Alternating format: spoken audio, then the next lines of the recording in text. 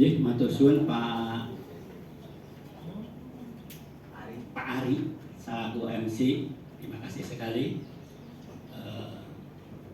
waktu yang diberikan. Bismillahirrahmanirrahim. Assalamualaikum warahmatullahi wabarakatuh.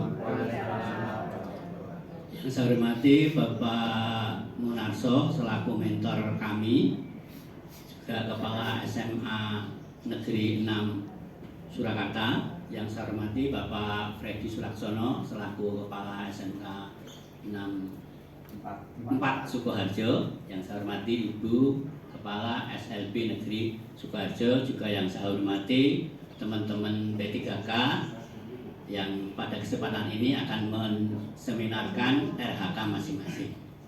Pertama dan tidak henti-hentinya, marilah kita panjatkan puja puji syukur kehadirat Allah Subhanahu wa taala yang telah memberikan rahmat dan hidayahnya pada kita. Sehingga pada kesempatan ini kita bisa melaksanakan tugas untuk seminar orientasi P3K terkait dengan RHK atau paparan RHK. Perkenalkan dulu Bapak, Ibu, dalam Gianto Widodo SE dari SMK Negeri 4 Sukoharjo yang pada kesempatan ini mengikuti orientasi pengenalan nilai dan etika bagi P3K di Dinas Pendidikan Provinsi Jawa Tengah yang diselenggarakan oleh BPSDM, yang mana ini angkatan kedua. Bapak Ibu, terkait dengan agenda perlu saya sampaikan nanti untuk yang kita sepakati dengan Bapak Mentor kemarin. Agenda kita nanti ada perkenalan dari sudah, kemudian paparan RHK, dan tanya jawab atau saran masukan. Untuk paparan yang disampaikan Pak Mentor itu antara 7 sampai 10. Nanti mohon kiranya kalau kebablasan untuk diingatkan. Kemudian nanti ada sesi tanya jawab atau sesi saran masukan, itu kurang lebih 5 sampai 10 menit.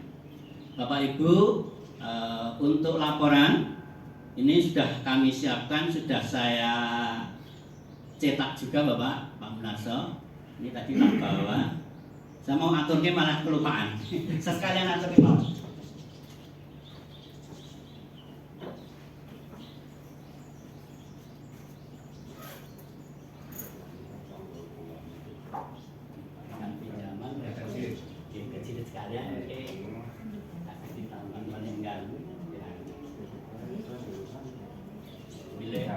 Menikah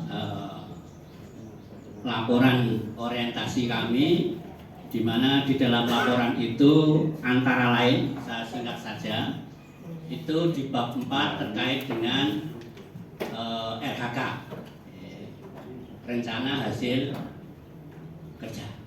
Untuk RHK di bagian pertama identitas P3K, ini perlu saya paparkan juga. Tadi sudah saya sampaikan, saya Gianto Widodo, kemudian unit kerja SMK Negeri 4 Sukoharjo. Kemudian tujuan daripada OPD dalam hal ini adalah unit kerja kami itu memastikan bahwa siswa memiliki pemahaman yang jelas tentang aturan dan ekspektasi di dalam kelas, sehingga mereka dapat mematuhi aturan dengan konsisten.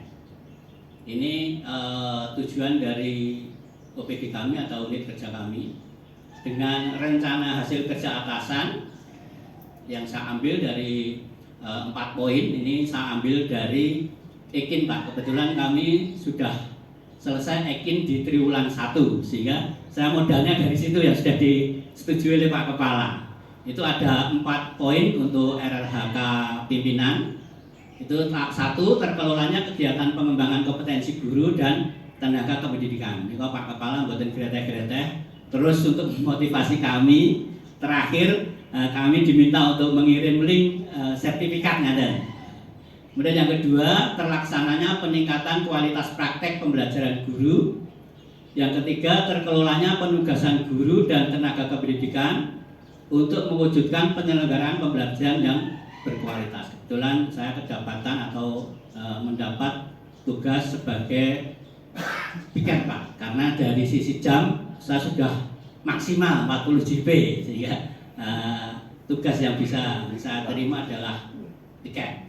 Dan yang keempat, tersusunnya kurikulum operasional satuan pendidikan atau KOSP yang berorientasi pada peningkatan pembelajaran secara partisipatif. Ini 4 poin RHK pimpinan yang saya ambil untuk saya kembangkan menjadi RHK kami, RHK saya. RHK yang bisa saya paparkan tertulis di sini itu dari poin pertama RHK pimpinan, terkelolanya pengembangan kompetensi guru dan tenaga kependidikan. Itu RHK saya adalah terlaksananya pengembangan kompetensi yang meningkatkan pembelajaran yang bermutu untuk semua. Ini saya kopas atau saya ambil dari EKIN. Kemudian dari indikator kinerja, ini yang ada di dalam EKIN dari 3 aspek ini. Itu Pak Kepala mengambil aspek yang kualitas. Sehingga walaupun 3 itu saya cantumkan, untuk kuantitasnya ada minimal 2 dokumen, 2 sertifikat. Kualitasnya adalah ketercapaian sampai 100%. Jangan sampai target 2 sertifikat tetapi hanya dapat 1 sehingga tidak mencapai 100%. Dan untuk waktu, itu ketepatan waktu pelaksanaan dari kegiatan bintek, kemudian diklat online dan sebagainya, itu sampai 12 bulan atau 1 tahun ajaran. Terkait dengan kegiatan dan tahapan, untuk kegiatan diklat online tahapannya adalah 1. Menyusun jadwal rencana pelatihan mandiri. Yang kedua, melaksanakan pelatihan mandiri sesuai rencana yang telah dirancang. Dan yang ketiga, membuat laporan pelaksanaan diklat online. Dari 3 tahapan ini, outnya adalah sertifikat diklat online dan penerapan nilai-nilai berakhlak. Ini yang memang dipantau atau diminta ya, dari BPSDM kemarin. Itu kami mengambil 2 dalam hal ini. Dari 3 kegiatan itu 2 nilai. Kegiatan yang pertama, saya membuat jadwal pelatihan itu mempunyai nilai akuntabel. Artinya akuntabilitas dalam kita membuat jadwal itu sangat-sangat dipertanggungjawabkan. Dan saya melaksanakan pelatihan mandiri juga akuntabel, akuntabilitasnya. Dan yang ketiga, saya membuat laporan pelaksanaan diklat online, itu saya ambil nilai kompeten. Artinya untuk membuat laporan itu intinya adalah supaya kita menjadi lebih kompeten, lebih menguasai apa yang kita peroleh dari diklat online. Dan untuk yang RHK kedua, yang dari pimpinan, yaitu terkelolanya pelaksanaan pembelajaran yang berfokus pada implementasi kurikulum satuan pendidikan atau KOSP. Itu RHK saya adalah terlaksananya pembelajaran melalui perencanaan dan perangkat penilaian atau asesmen yang mengacu pada kurikulum satuan pendidikan KOSP dengan aspeknya 3, tapi dari indikator yang ada di dalam kepala sekolah itu juga indikator kualitas, artinya ketercapaian sampai 100%. Kalau saya mentargetkan adalah dokumen dari presensi itu, karena di dalam kegiatan ini tentunya ada tahapan-tahapan. Jadi kegiatannya adalah belajar mengajar dengan tahapannya. Yang pertama, menyiapkan dokumen presensi kehadiran. Yang ini biasanya sudah dipersiapkan atau disediakan oleh tata usaha. Kemudian yang kedua, melaksanakan kegiatan pembelajaran sesuai kurikulum yang berlaku atau kurikulum tingkat satuan pendidikan KOSP. Kemudian output kegiatannya adalah presensi kehadiran berdasarkan dari buku presensi yang sudah tersedia. Dan yang penerapan nilai berakhlak yang bisa kami ambil dari RHK ini adalah dalam saya melakukan presensi saat pembelajaran itu mempunyai nilai akuntabel dan kompeten. Seperti yang di awal tadi. Dan yang kedua, saya melakukan rekapitulasi kehadiran pembelajaran itu juga akuntabel dan kompeten. Jadi akuntabilitas dan kompetensi dari seorang guru sangat diperlukan terkait dengan hal ini. Jangan sampai apa itu nyepeleknya nggih, karena kompetensinya itu. Kemudian dari bagian ketiga untuk RHK pimpinan itu adalah terkelolanya penugasan guru dan tendik untuk mewujudkan penyelenggaraan pembelajaran yang berkualitas. Saya mengambil RHK meningkatnya kerja satuan pendidikan melalui pelaksanaan tugas tambahan sebagai guru piket. Ini target atau aspeknya adalah kuantitas, yaitu dokumen, jadi adanya dokumen bukti fisik, yaitu berupa SK tugas tambahan ya, sebagai guru piket. Dan kegiatan dan tahapan dari piket guru ini yang pertama adalah menyiapkan rencana tugas sebagai guru piket dan melaksanakan tugas sebagai guru piket, dan yang ketiga menyusun laporan sebagai guru piket. Nilai berakhlak yang bisa saya jalankan adalah saya melakukan konsultasi sebagai bentuk dedikasi pada pimpinan.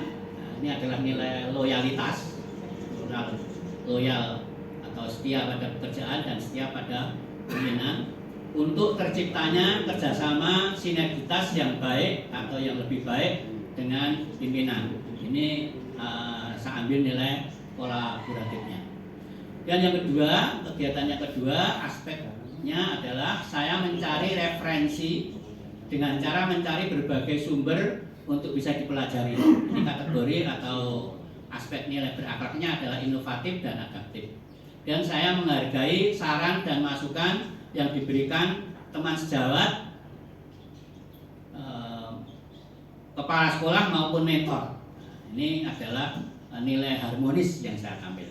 Mohon maaf Bapak, siap. Jadi RHK kedua hanya saya paparkan itu J. Ini adalah RHK yang keempat. Intinya nilainya adalah loyal, kolaboratif, inovatif, adaptif, kemudian harmonis.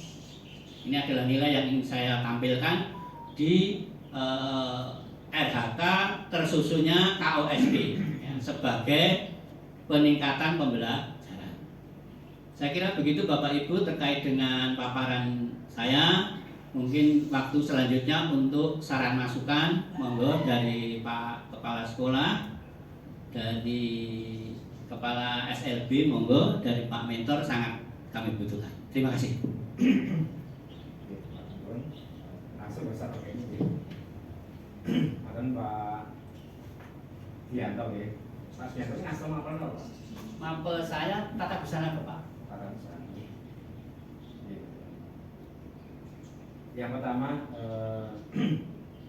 selamat Pak Ismail bisa lancar.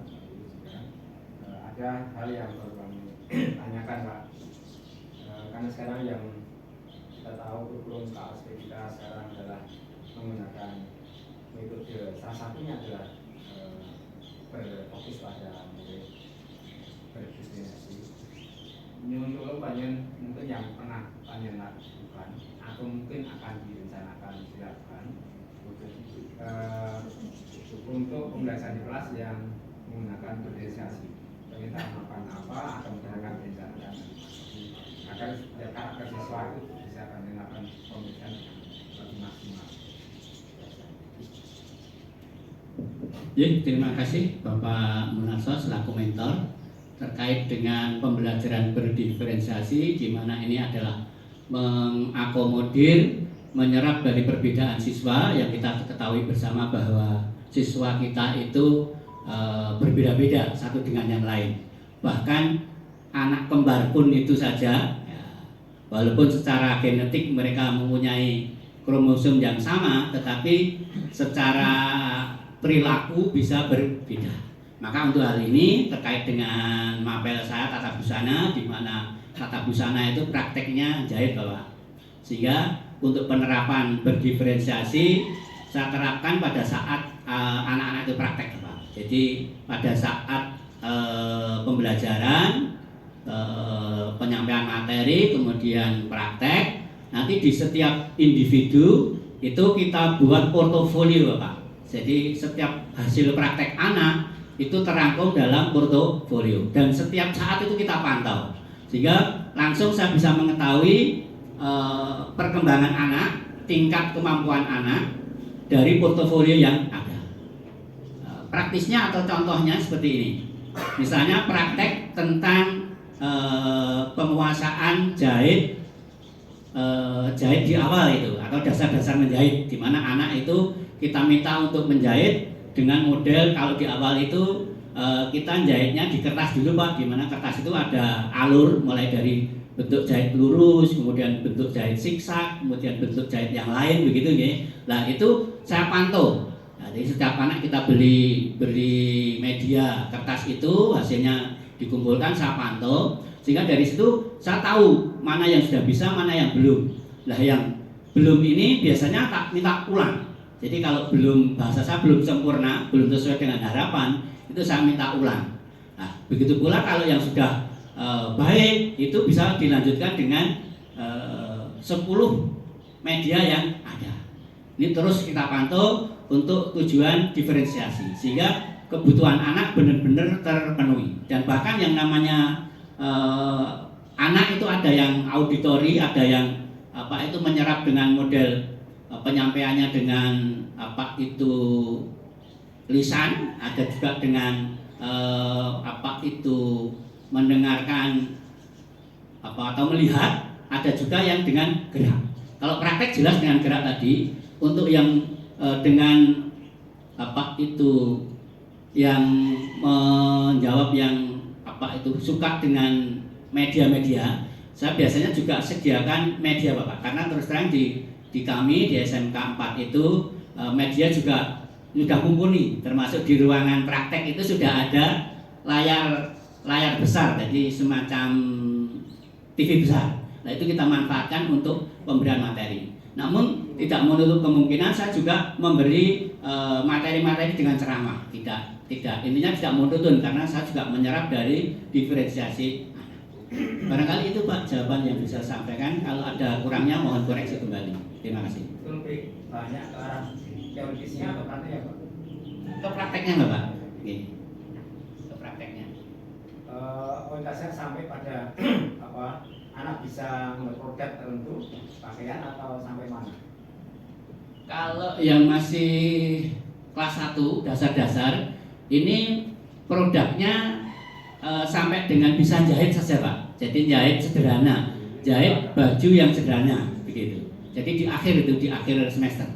Jadi mulai dari pengenalan menggunakan mesin jahit, karena terus terang kalau baru dari SMP masuk itu lebih banyak yang belum bisa sama sekali. Bahkan ada yang jahit itu masih suaranya keras, itu berarti tandanya anak belum menguasai mesin. Sama seperti orang nyopir itu kalau belum bisa kan tetap langsung ngegas kan gitu. Biasanya begitu Pak. Kalau ketahuan itu berarti anak belum. Lah itu saya dampingi sampai benar-benar dia menguasai. Intinya anak tak minta untuk sering menggunakan. Jadi dengan banyak media. Jadi kalau yang lain hanya mungkin ada 10 media, anak ini bisa 20 media kalau yang benar-benar belum menguasai. Sampai nanti levelnya sama dengan yang lain, baru di akhir nanti ada produk yaitu membuat jahitan sederhana Pak. Jadi semacam baju tidur gitu Pak. Itu di akhir semester kalau sudah menjelang naik itu kelas 10. Kalau yang kelas 12 sudah beda lagi Pak. Kebetulan saya mengakunya di kelas 10 dasar-dasar busana. Cukup. Mungkin waktu untuk saya sudah selesai. Ada 2 menit Bapak. Terima kasih Pak Diandra telah memaparkan etika di dalam seorang ASN dalam rangka pemberian pelayanan penuh. Tadi memang sudah identik betul apa yang harus kita tata sebagai seorang ASN itu di awal perencanaan. Salah satunya adalah perilaku yang di dalamnya mengandung etika. Itu berarti semua mengacu pada berakhlak, berorientasi pada pelayanan, akuntabel, harmonis, loyalitas. Memang semuanya harus betul-betul bisa memberikan fokus pada peserta didik melalui perwujudan sikap. Misalkan tadi membuat pola menjahit itu kecermatan, kedisiplinan dalam menata sehingga shift tercipta, keamanan juga tercipta karena permainan memotong pola baju itu kalau tidak didasari dengan etika yang betul seperti kompeten, akuntabel dan perlu kehati-hatian itu yang menjadikan etika perilaku terhadap pembelajaran muncul. Jadi apa yang terancana tadi memfokuskan pada perilaku sikap yang menjadikan anak-anak betul mendapatkan hasil maksimal dan tentunya keamanan terjaga karena apa? Karena di kejuruan rata-rata banyak memanfaatkan alat seperti yang diajarkan di Pak Pianto, mesin jahit itu memasangkan jarum saja kalau tidak hati-hati bisa kena. Jadi maka betul etika perilaku yang membawa tadi perencanaan berakhlak itu tercapai. Itu Pak. Terima kasih Pak Freddy selaku kepala sekolah, matur suwun sangat. Dan terus terang nanti saran-saran yang beliau sampaikan akan kita tindak lanjuti Bapak untuk kemajuan siswa-siswi kami. Berbalik ngaten, waktu saya kembalikan ke protokol untuk selanjutnya bisa ke peserta yang lain. Baik, terima kasih. Kita beri aplaus kepada Bapak. Kami berikan kesempatan kedua untuk mempresentasikan hasil seminarnya ataupun RHK-nya pada Bapak Sabto Pondowo SPD. Bentar, Pak. Waktu dan tempat kami persilakan. Ganti video dulu. Karena